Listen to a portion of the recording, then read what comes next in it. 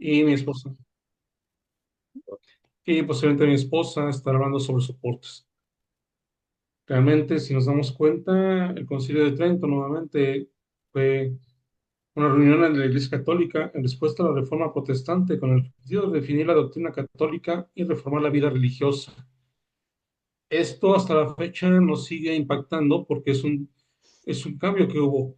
Y realmente, si nos damos cuenta, hoy en día nosotros trabajamos precisamente en todo esto. Sobre todo en la paleografía, es una, que dice que es una ciencia que trata las gráficas, las escrituras antiguas.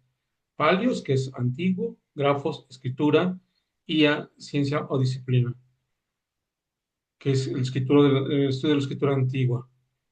¿Por qué es importante esto? Porque realmente nosotros trabajamos con registros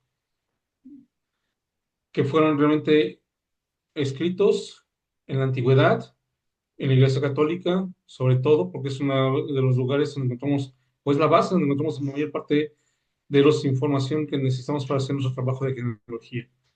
Hoy vamos a hablar sobre el Concilio de Trento, registros bautismales, la fórmula, el nombre de pila y el reconocimiento de un registro. ¿Por qué es importante esto? ¿Por qué? Porque realmente en el Concilio de Trento fue donde realmente al llevarse la iglesia, en esta reunión, fue donde se definieron y se hizo la reforma a todo lo que se estaba llevando a cabo en esa época. Entonces, gracias a esto, tuvimos realmente hoy en día un registro diferente. La siguiente, por favor. El Concilio de Trento tuvo lugar en Trento, que fue en el Sacro Imperio Romano Germánico, una ciudad del norte de la Italia actual, regida por el príncipe obispo Cristóforo Madruso. Se convocó en parte como respuesta a la Reforma Protestante, pero también con el fin de aclarar diferentes puntos doctrinales. ¿Cuáles eran esos puntos doctrinales? Realmente, entre los cuales se tuvo también que aclarar y actualizar, porque en ese entonces se vendían las indulgencias, cosa que era muy común, que si alguien pagaba o daba una limosna mayor, las indulgencias se daban gratis, o en ese entonces se vendían las indulgencias. También aquí en el Concilio de Trento se llevó a cabo lo que es o lo que conocemos hoy en día como lo que son los bautismos y cómo se empezaron a llamar los registros bautismales de esa época. La siguiente, por favor.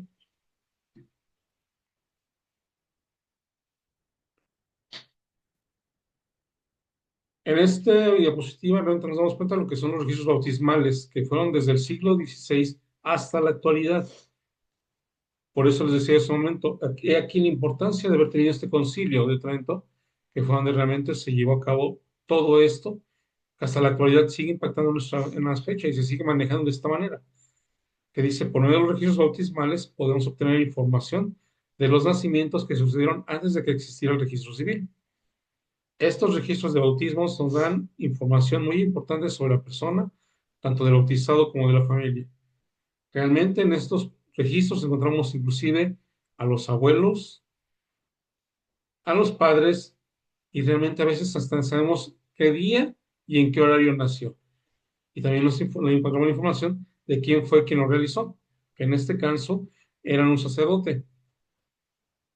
También en los registros de bautismo se llevó a cabo desde años antes, pero en el Concilio de Trento se formalizó el modo de llevarlos. Dichos registros se realizaron en gran parte del mundo católico, que incluye a España, Portugal y regiones de Latinoamérica. Como les digo, realmente todo eso se sigue llevando hasta la fecha. ¿Y por qué es importante que tocáramos este punto?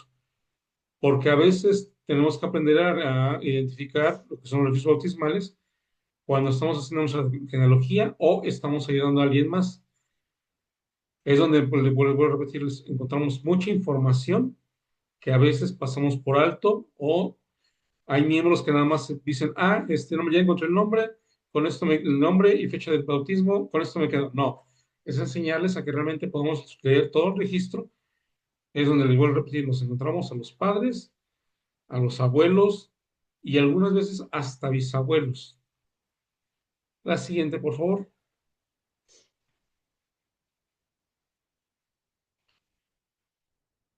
En esta vamos a ver lo que son los registros de bautismo. Conforme a lo dispuesto en el Concilio de Trento, deben llevarse a cabo en cada parroquia, libros o registros, en que los curas párrocos asisten los nombres de los bautizados, de sus padres y padrinos, con la expresión del día, mes y año, firmando con su nombre cada una de las partidas. Si realmente nos damos cuenta, aquí estamos hablando de lo que acabo de decir, que en este caso la fórmula nos dice Crismos, que es la invocación en nombre sea de Dios. Hermana Tania, ¿nos puede seguir leyendo lo que dice nota marginal? Mm, ¿Dónde es nota marginal? Disculpe. Sí, Ya, ok.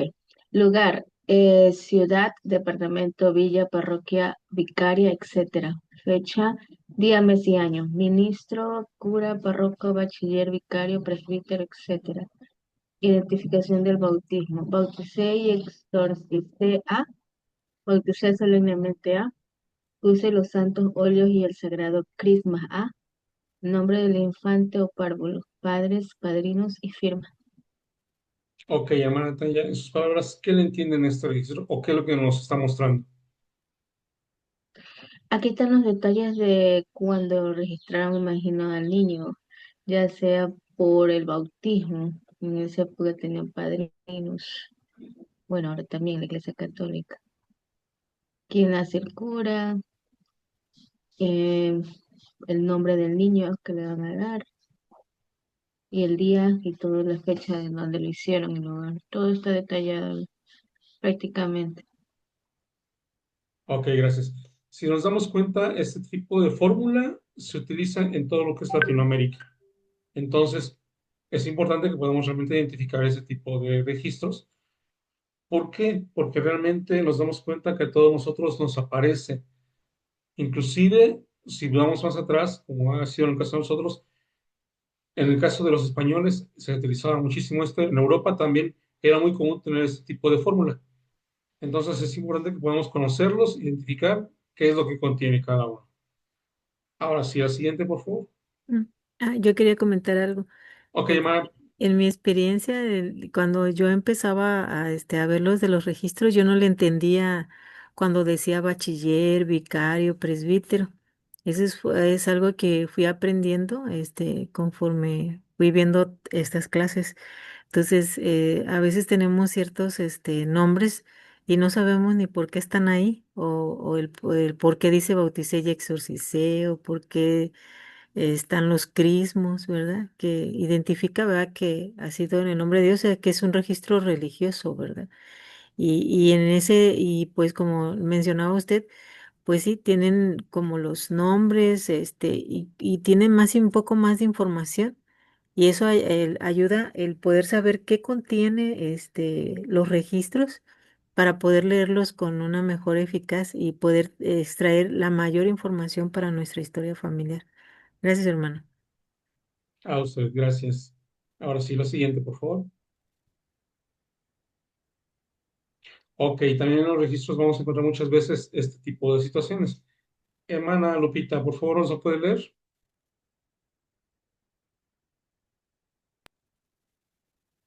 A ver, dice, donde dice padres, Sí, por favor. padres biológicos, em, padres adoptivos, hijo, hijo legítimo, hijo natural, hijo bastardo, hijo de la iglesia, expósito. Y luego dice, históricamente muchas culturas han practicado el abandono de los niños a la que llaman exposición de infantes, a pesar de que podrían sobrevivir. La exposición se consideraba como una forma de infanticidio. Ok, gracias, hermana Lupita. Si nos damos cuenta, aquí habla sobre padres biológicos, padres adoptivos. Ya desde entonces se aclaraba en cada registro que realmente pudieran ser los padres biológicos o padres adoptivos. ¿Por qué es importante también saber esto?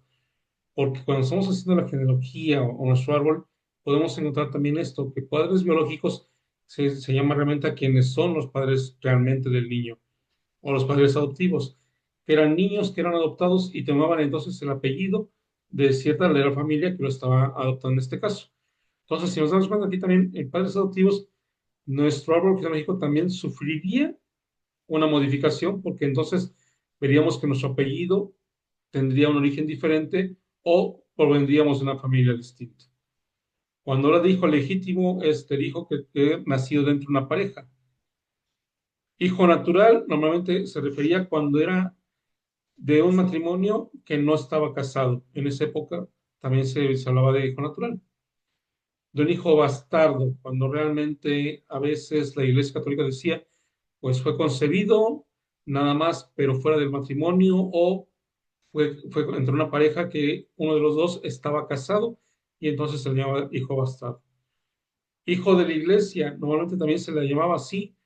¿Por qué?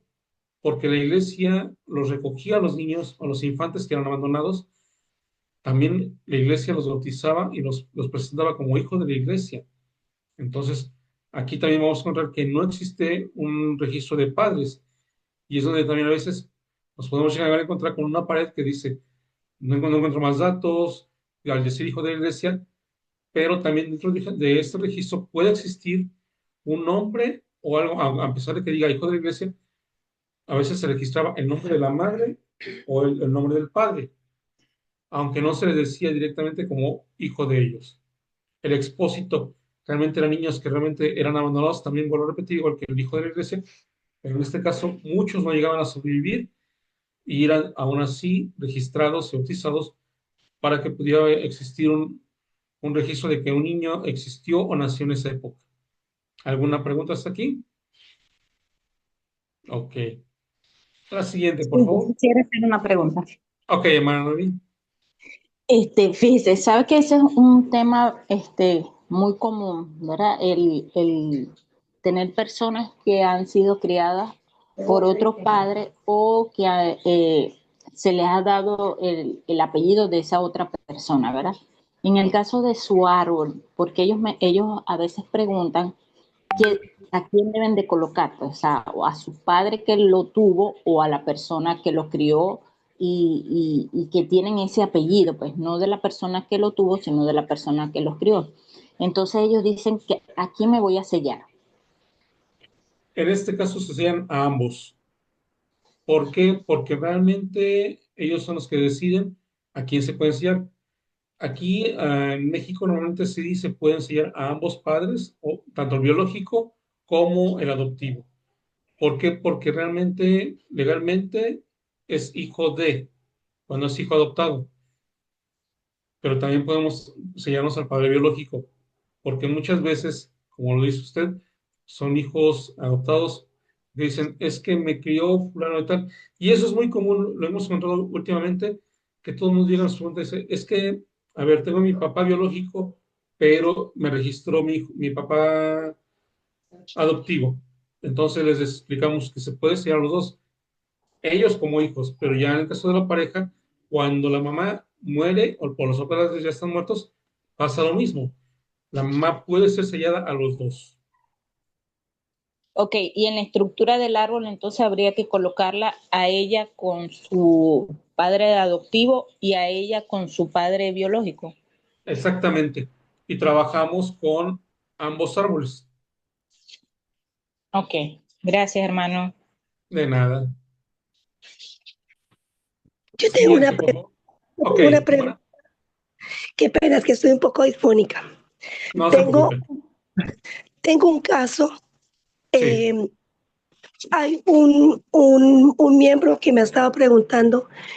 La mamá estuvo a una pareja y él tuvo un hijo. O sea, la pareja tuvo un hijo, pero ella sí. no se casó con ese primer señor, sino con el segundo señor. Pero con el segundo señor no tuvo hijos. Entonces, quien crió a ese hijo fue el segundo señor, que no era el padre biológico, pero el apellido de él es del primer señor. Entonces, él ahí, ¿a quién sellaría a la mamá y a quién se sellaría a él? ¿Sí La me hago mamá, entender? sí, la mamá se puede sellar a ambos en el momento que ya hayan fallecido. En el caso de él se puede sellar a su padre biológico porque no lleva el nombre o el apellido del padre adoptivo. Entonces tendría que sellarse su padre biológico y Pero por si los no se registros quiere cuidar al padre biológico, sino al segundo, que fue el que lo crió. también se puede, porque entonces el su árbol le tendría que poner cuál es la razón. Cuando él hace su árbol genealógico, puede poner a los dos padres, al adoptivo y al biológico.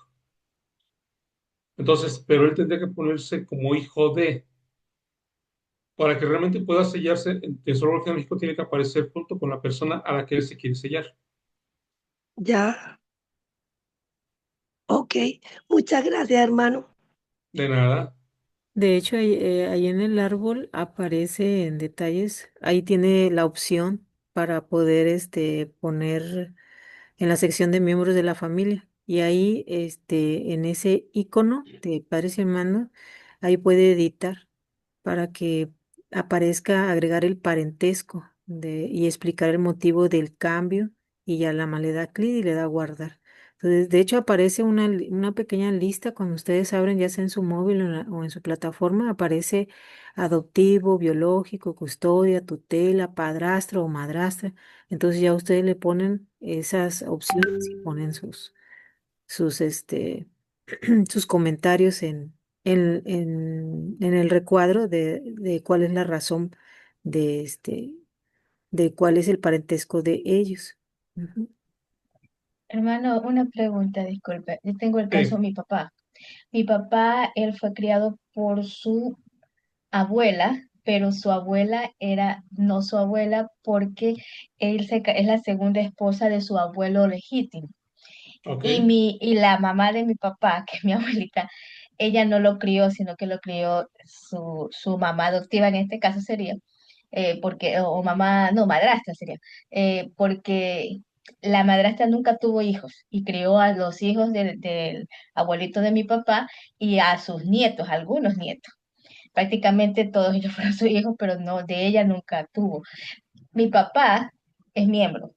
Él ha hecho ya, mis abuelos ya murieron, el único hermano que tuvo también, él todavía sigue vivo, pero él realmente quiere es sellarse a su abuela, porque prácticamente es la que la crió. Él no ha hecho todavía el sellamiento de él a sus padres, porque él tiene todavía eso de que realmente quien lo crió, que es su abuela, y ni siquiera es su sangre, sino que es la esposa segunda de su abuelo verdadero.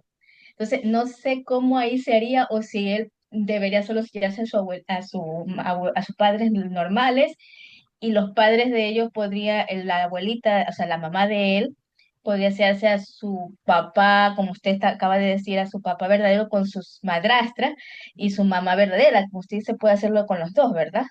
O no sé cómo exactamente. se haría ahí, porque él no ha hecho todavía esos sellamientos. Él tiene todavía eso ahí pendiente porque realmente no sabe cómo hacer y él todavía está vivo, ¿ya? Entonces no sé cómo hacerle yo, pero yo soy la que le ayudo en lo que es la genealogía y todo, y yo soy la que le pongo los datos en su cuenta.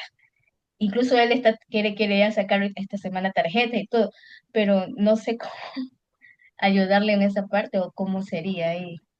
Ok, primer punto, él tendría que sellar a las dos esposas, a la abuela realmente, a la primera esposa y a la segunda con el papá, con su abuelo, tendría que sellar primero a ambas. Y una vez que ya está el seguimiento de ambas, entonces él ya puede decidir a quién de las dos se quiere sellar. Porque él en Le este caso importa, sí, le sí, importa que es su abuela. sí, porque él Oh, reconoce a la abuela que lo crió, no a ok. la abuela que Ujú, realmente Biológica. era la Ujú. abuela biológica. ujú, Entonces él sí se exacto. puede sellar a la abuela que él reconoce como abuela, aunque no lleven el mismo apellido. Ok, hermano. Y su mamá, que también la crió su madrastra, ella puede sellarse a ella y a su mamá verdadera, ¿verdad? Como usted dijo. Sí, sí, Dos sellamientos para su madre. Ya, ok. Ya, gracias. de nada. Adelante, Mara, la que sigue.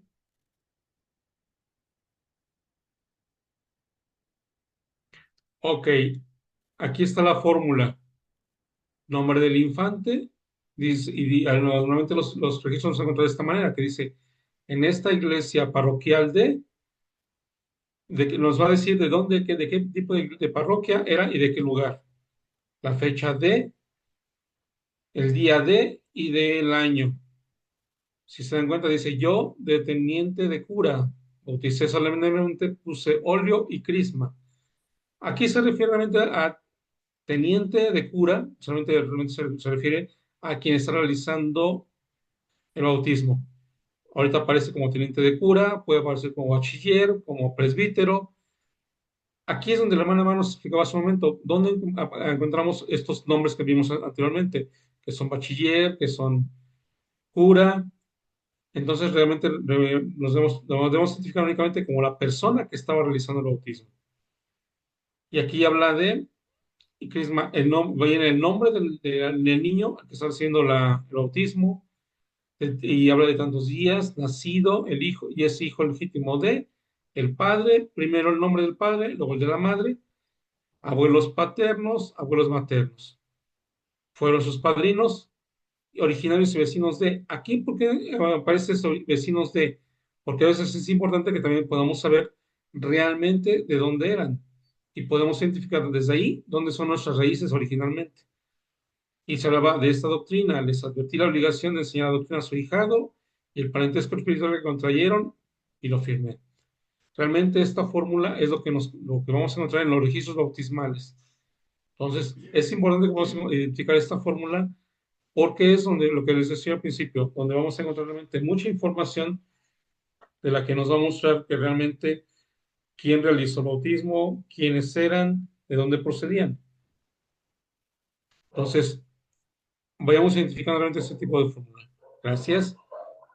El nombre de pila, en español le llamamos nombre de pila porque tradicionalmente es el nombre que se impone en el bautismo cristiano y suele asignarse en honor a algún santo o algún pariente. Muchas veces, hasta la actualidad, se escucha todavía el nombre de pila. Muchos nada más lo identificamos que es el primer nombre, o en este caso, pongamos, mi nombre de pila es Antonio, pero a veces ni siquiera sabíamos de dónde procedía realmente este término nombre de pila. Se daba nombre de pila porque es el nombre que recibían en una pila bautismal o de bautismo en ese entonces, que era la Iglesia Católica que lo manejaba de esta manera, y por eso es el término de nombre de pila. Entonces, también aprendamos si en nuestras diferentes culturas o en Latinoamérica, a veces varía el nombre de pila o muchas veces podemos encontrar lo mismo. ¿Alguna pregunta o comentario? Si no, hermana Mar, la siguiente. Ok, aquí tenemos el ejemplo de un registro de bautismo.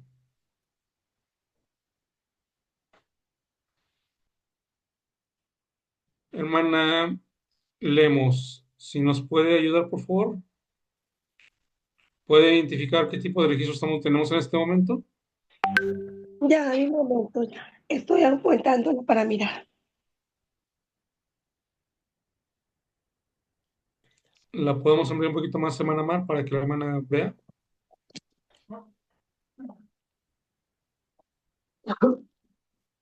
Señor Loreta Gómez de la señora Paz Esmírez Pilar, y se fueron testigos de esta. Coto Soto, en la ciudad de Anastasio Soule, de 59 años de edad, soltero, jornaleros, y el segundo, el señor Guillermo Juárez, de 55 años de edad, viudo, jornalero, ambos vecinos de Huatzillo, Capares, para decir verdad y en cumplimiento de las Mesile, celebrando la fuente de acta y leída que les fueron interesados, y testigos manifestaron su conformidad y firmaron los que supieron han temido y fe, Elmiro y Tobiro. San Carlos Cayetano a la 1 de la mañana del día 15 de octubre de 1923. Este es mi memorio, paro de Juan del Estado Civil. Ok, ¿nos puedes decir qué tipo de registro tenemos aquí entonces? En base a lo que leyó. Es un registro de bautismo donde dos personas están dando fe del nacimiento. Ok, ¿se da cuenta por qué era importante que leyéramos todo? Porque entonces, por eso le pregunté qué tipo de registro tenemos. Entonces, ¿se da cuenta? Ahí también encontramos la información de las personas y qué edad tenían al presentarse, al hacer este registro. Entonces, también si se dan cuenta, en base a esto podemos encontrar y darnos cuenta de las personas, porque a veces no sabemos o no encontramos registro de algunas personas y esto nos ayuda también a saber, pongamos, de qué edad tenía en ese momento. Podemos poner en su registro un aproximado de fecha, de año de nacimiento. ¿Por qué a veces en los registros nos aparece aproximado? O sea, cuando ponemos una fecha o encontramos algún registro de nuestros antepasados, aparece que dice año de nacimiento aproximado, porque es en base a lo que los registros nos están diciendo. Entonces, tengamos cuidado en este aspecto de siempre de leer los registros y saber reconocer realmente de qué nos está hablando y sobre todo qué información tenemos. Por mi parte, hasta aquí llega mi participación. Les agradezco que me hayan apoyado. Ahora dejaré el tiempo para mi esposa. Gracias, mi hermana Mar. Ujú.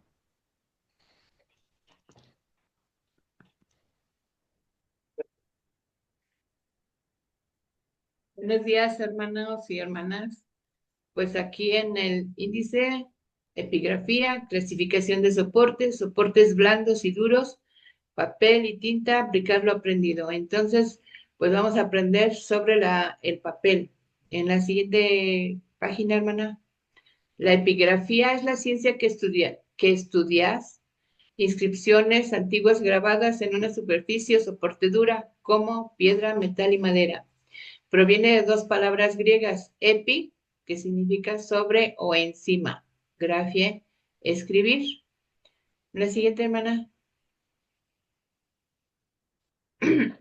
Si se dan cuenta, este es un pergamino que lo hacían antes así, lo enrollaban. Y dice en el índice soportes, el papiro, vamos a hablar del papiro, del pergamino, bronce, plomo, piedra, tablas o códices, tablas enceradas, plumas de ave y metal, tinta o papel. La siguiente, hermana, Mar. ¿Qué son los soportes o superficies? Nos hace la pregunta. Creo que por el tiempo nos vamos así y al final la hermana Mar nos va a hacer las preguntas, por favor. Dice, Ok. hay diferentes tipos de superficies o soportes. Los primeros soportes para la escritura fueron materiales naturales y duraderos como piedra, barro, cocido, madera y pieles de animales. Con el tiempo se desarrollaron soportes más refinados como el papiro, el pergamino y el papel, cada uno con sus propias características y ventajas. Además, se utilizaron materiales metálicos como el plomo y el bronce para grabar textos, especialmente en la antigüedad. La siguiente, hermana. Los soportes se dividen en dos, duros y blandos. Hermana Noemí, ¿puede decirme los duros? Y hermana Lemos, los blandos, por favor. Ok, dice los soportes duros son, ya va, tablillas, metal, piedra y madera. Gracias, hermana. Papiro, los blandos son papiro, pergamino y papel. Ok. En la siguiente diapositiva, hermana. Hermano y Piña, ¿puede leer el papiro, por favor?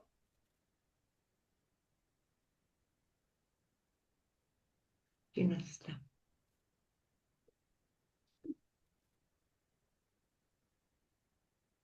Ha de estar en el transporte. Ah, ¿Puedo ok. ayudar? Digo, Sí, hermana. hermano. ¿Puedo Adelante. ayudarle? Sí. Dice, el papiro, considerada dentro de las materias escritorias blandas, consiste en una lámina obtenida de la planta ciperácea que lleva el mismo nombre llamada junco del Nilo, de cuya pulpa o meollo se sacan tiras que se presentan, mojan y secan. Tienen grossos diferentes. Plinio establece en 9 cualidades diferentes del papiro, desde lo que sería el papel de seda hasta embalar. Las escrituras del papiro se conservaban por mucho tiempo gracias a que estos documentos se guardaban enrollados. Se usó generalmente en Egipto, Creta, Grecia y Roma desde los siglos 6 y 7 después de Cristo. Ok. Si se dan cuenta, todavía en algunos lugares se pueden encontrar esos escritos muy resguardados. En la siguiente diapositiva, hermana, el pergamino. Hermano, Jorge, fue el que leyó. Hermano, Órale, ¿Carol? ¿O quién es Carol? ¿Carol? ¿Puede leer, por favor, hermana Carol Figueroa? Sí, hermanita. Perdón, ya. Pergamino. Generalmente se empleaba la piel de res, raída, adobada y estirada. Se utilizó también la piel de otros animales. En Egipto se usaron pieles de gacela. El pergamino más apreciado fue el confeccionado con pieles de nónato. Fue usado preferentemente en la Edad Media. Se utilizó para escritos literarios y diplomáticos. Ok, aquí la piel dice que era de res, cordero, cabra, limpia de vellono pelo. Raída, donde dice raída, dice que era raspada para eliminar la capa externa y estirada para formar una hoja. El proceso de elaboración, blando. Adobado consiste en tratar la piel con cal para eliminar los pelos y preparar la superficie para la escritura. O sea que la limpieza, la piel se remoja y lava para eliminar impurezas y residuos. El tratamiento con cal se aplica cal para eliminar los pelos.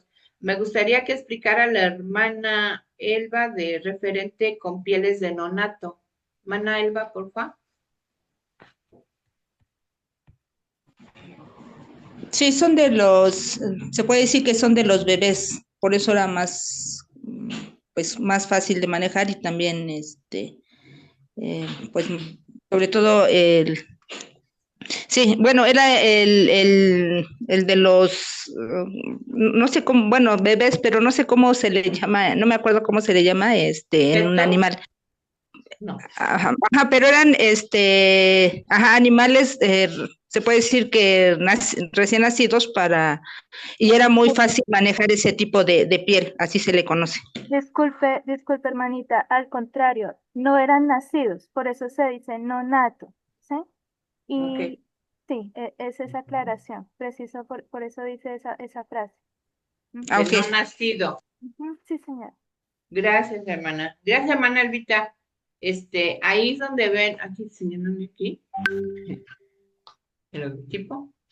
Eso que se llama bula, ese circulito que está una mesa con la hostia y todo eso, dice se llama bula, que lleva pendiente un sello de cera en estuche metálico sujeto mediante un cordón trenzado con los colores pontificios del siglo XVII.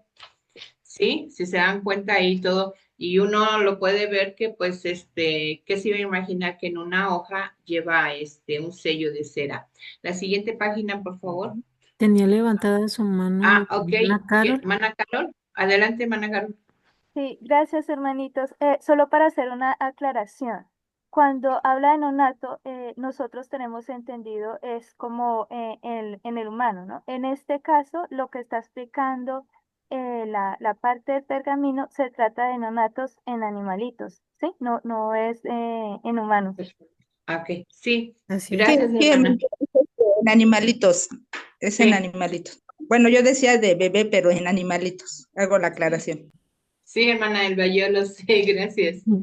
La siguiente diapositiva, hermana Mar, Entonces por sí quedó favor. claro ese. Los terneros nonatos pueden ser extraídos del vientre de la madre al momento de, pues, de su sacrificio para, ya sea para su consumo, o en este caso lo utilizaban para hacer para poder escribir, ¿sí? Entonces sí queda claro ahí.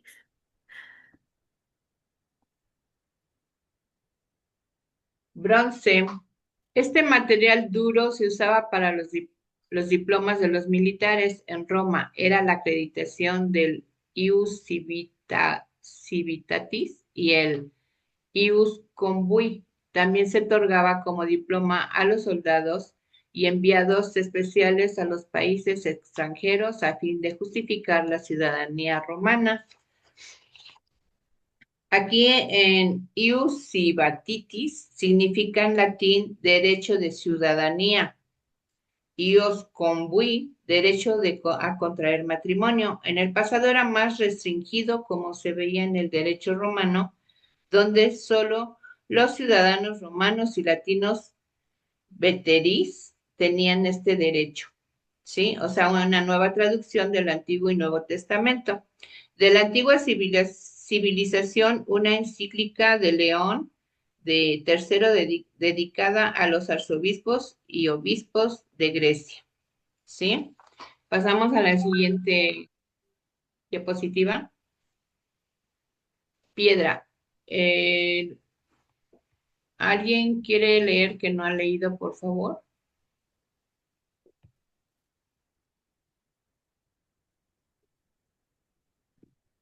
Yo le ayudo, hermana. Está bien, hermana Zacarías, gracias. Dice, la piedra Rosetta es un fragmento de una antigua estela egipcia de granodiorita, inscrita con un decreto publicado en Memphis en el año 1196 a.C., en nombre del faraón Ptolomeo V. El decreto aparece en 3 escrituras distintas. El texto superior en jeroglíficos egipcios, la parte intermedia en escritura demótica y la inferior en griego antiguo. Gracias, hermana Zacarías. Dice que escritura demótica significa demóticos, que significa del pueblo. Era un sistema de escritura cursiva utilizado en el antiguo Egipto, especialmente para textos cotidianos y administrativos. Fue una simplificación de la escritura jeroglífica y la hierática con mayor rapidez y facilidad para escribir. Si se dan cuenta, en ese tiempo la piedra Rosetta, la hermana Elba nos ha explicado mucho de referente a la piedra Rosetta y, y cómo queda ahí grabado en ese tiempo, ¿verdad? Pasemos a la siguiente, hermana. Papel. El papel es originario de China del año 2000 a.C. Los árabes lo difundieron por Europa, siglo VIII, especialmente en España, donde se fabricó con fibras vegetales como corteza de árbol, lino, cáñamo, y pronto se convirtió en un soporte para escribir y dibujar. Después del siglo XVI, el papel comienza a suplantar el pergamino, empezándose a conocer desde principios de la Edad Media el papel de trapo. El libro más antiguo que se conoce en el Adversus y Udeseus de Pedro el Venerable, abad de Cluny, 1122 a 1150. Si se dan cuenta, antes así como que el año retrocedía, era para atrás. Otro libro antiguo es Vocabularium Gothicum en la Biblioteca Nacional de París, siglo XI. Yves Aylun es considerado el inventor del papel en el año 105 después de Cristo. Me regreso tantito al año 1122. Cuando ustedes lleguen a esas fechas en sus registros de genealogía, historia familiar, van a encontrar que ya llegaron a 1122 y dice cómo voy retrocediendo hasta llegar otra vez a 4000 años, van a encontrar eso. Dice evolución siglo XVIII, se crea la máquina de Foudrinier que permitió el uso de la pulpa de madera para la fabricación del papel. Se dan cuenta ahí en el papel como que se molía, como el acerrín más o menos, yo me imagino, y quedaba en polvito para convertirlo en papel. En el siglo XIX, la máquina de papel de Louis Nicolas Robert permite la producción continua de papel en rollos, lo que impulsa la expansión de la industria editorial. El siglo XXI se enfoca en la producción de papel reciclado utilizando técnicas avanzadas para aprovechar materiales reciclados. Como se dan cuenta, por ejemplo, ahora si hacemos manualidades, pues el papel lo podemos hacer figuritas, ¿no? Muñequitos y cosas del periódico, papel que ya no utilizamos, puede servir, aunque ahí en ese entonces, pues eran para hacer las hojas. La siguiente diapositiva, hermana Mar, y en la tinta. ¿Alguien que no ha leído puede leer la tinta, por favor? ¿Puedo leerlo? Sí, hermano, por favor. Ya dice, tinta. En los inicios de la escritura, la elaboración de tintas se basaba principalmente en ingredientes naturales como hollín, gomas vegetales y en algunos casos elementos como la tinta de sepia o vinagre. Estas tintas se utilizaban para escribir sobre papiros y otras superficies. Las tintas antiguas eran elaboradas con ingredientes naturales disponibles en la época y su fabricación y uso variaban según la cultura y el propósito. Ok, en este nos puede apoyar hermana Mar, por favor.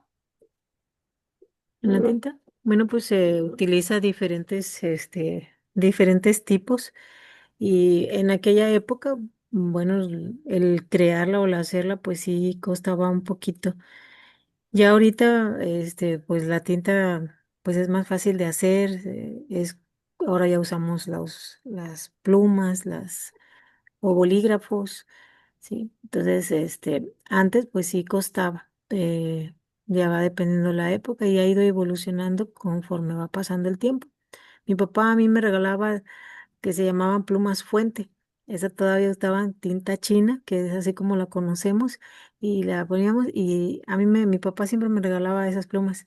Antes yo las cuidaba, pero no sabía qué tan caras eran. Y antes eran más fáciles de conseguir, hoy cuestan muy caras el comprar ese tipo de tinta para hacerle y hace una letra muy bonita, puede hacer su caligrafía perfectamente y la tinta permitió que se pudieran pasmar en los diferentes materiales que hemos visto, que se llaman soportes, ¿verdad?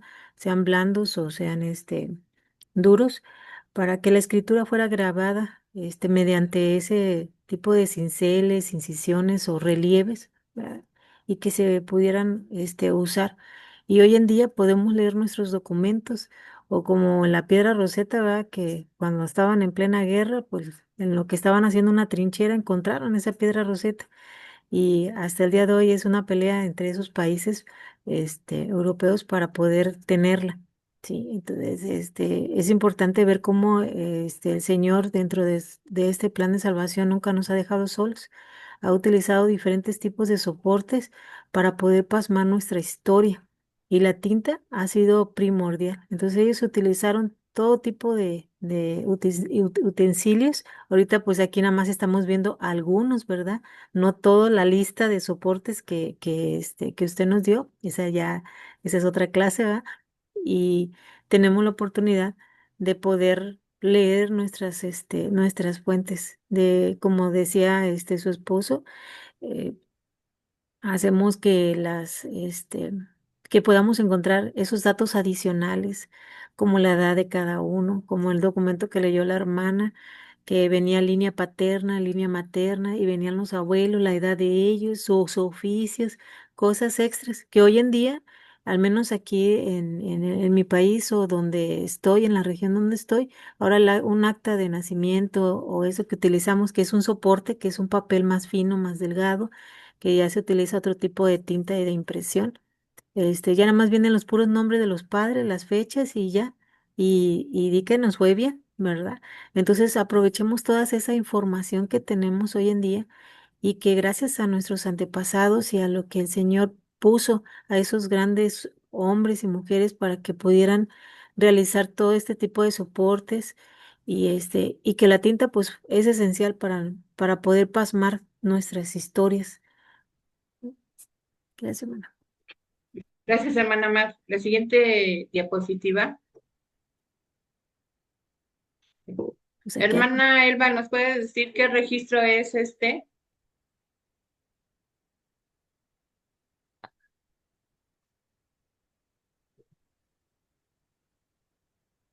Hermana, estoy en el celular y no, No lo ve. ajá, Ok. está muy pequeño para mí. Bueno, este registro nos habla que es un bautismo, ¿sí? Habla de, ¿me puedes leer? Bueno.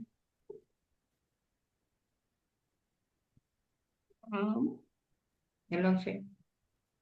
Dice, el 11 de junio de 1762, a María, Bauticé a María.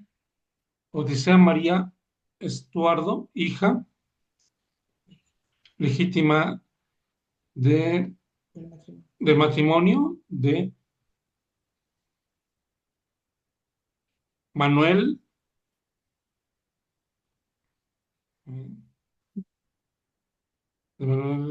Estuardo Grande y de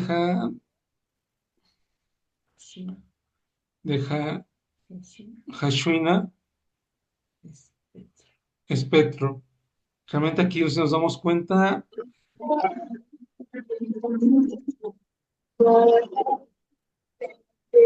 fueron padrinos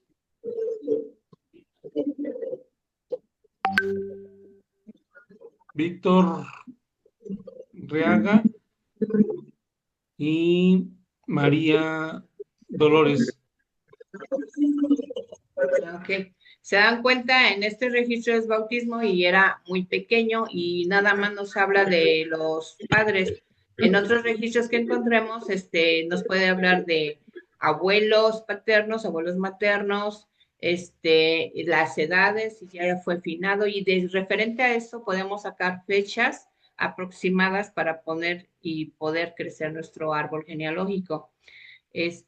Pues esto es la clase, hermanos, por el tiempo y le doy el tiempo a la hermana Mar para las preguntas que tiene la clase y yo se los comparto, hermanos, con mucho amor. Espero que hayan entendido y que pues podamos crecer en nuestro árbol genealógico para llegar hasta Adán y Eva.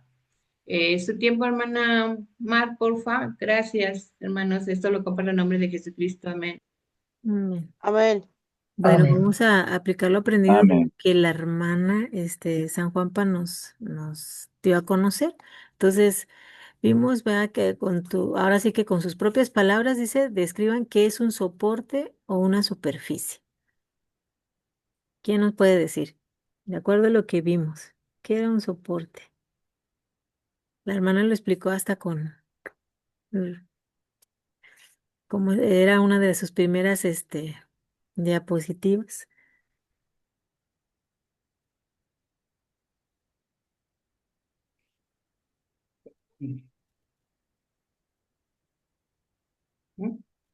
¿Nadie? ¿No eran los pergaminos, hermana? Pergaminos, si no Ujú. estoy mal, pues, o me equivoqué.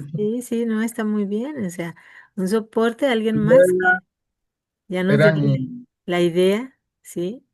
Los soportes, eran, que decía que era una superficie, ¿verdad? Encima de, entonces escribimos encima de un soporte, ¿sí? Un soporte están clasificados. Ahora vamos a ver cómo se clasifican los soportes. Había, una clasificación de soportes. ¿Cómo se clasifican?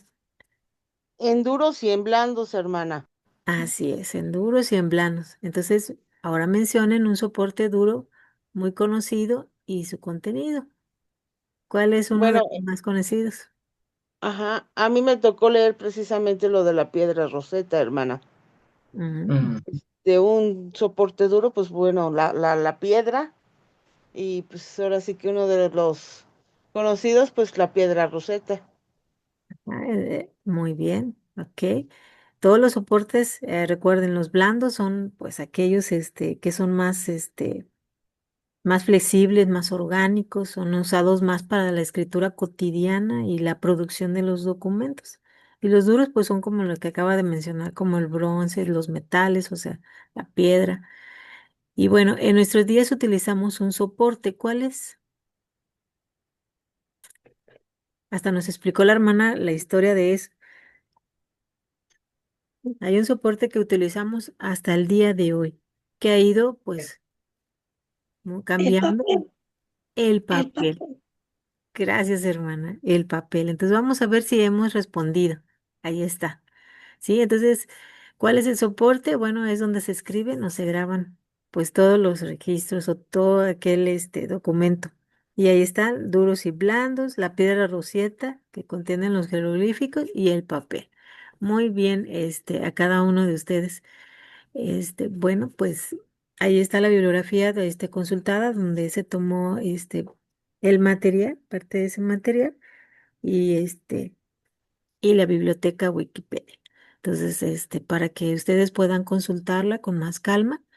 Y pues agradecemos a los hermanos San Juan por su clase. Espero que para ustedes haya sido útil y que tengan la oportunidad de ahora sí, cuando revisen sus documentos, puedan saber cuál es la fórmula de un documento bautismal, el por qué se les llaman nombres de pilas, cuáles son algunos de los nombres que ustedes pueden utilizar en sus registros, este, ya sea que utilicen padres biológicos, adoptivos, etcétera, ustedes ya van a poder utilizar ese rubro que viene dentro de su plataforma.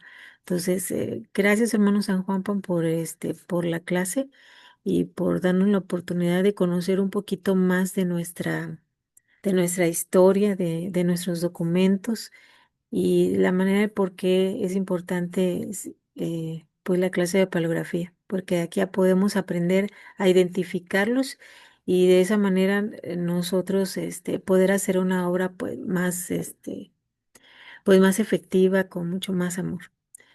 Si ya no hay nada, si alguna duda, alguna pregunta que ustedes tengan, pues damos por terminada nuestra clase y agradecemos a cada uno de ustedes también sus aportes y esperemos que hayan sido claro y que hayamos resolvido sus dudas. ¿Ya nadie más tiene alguna pregunta?